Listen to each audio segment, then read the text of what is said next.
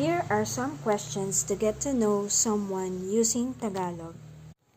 First, I will start in English, then I will tell its Tagalog equivalent.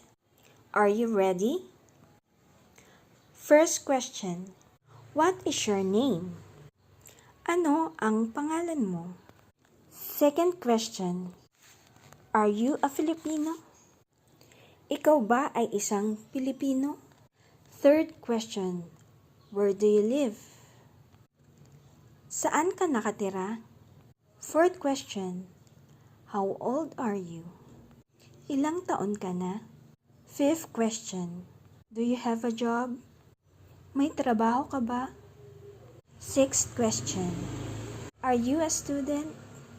Ikaw ba ay isang mag-aaral? Seventh question.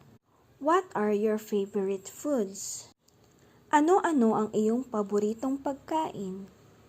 Eighth question. What are your favorite songs?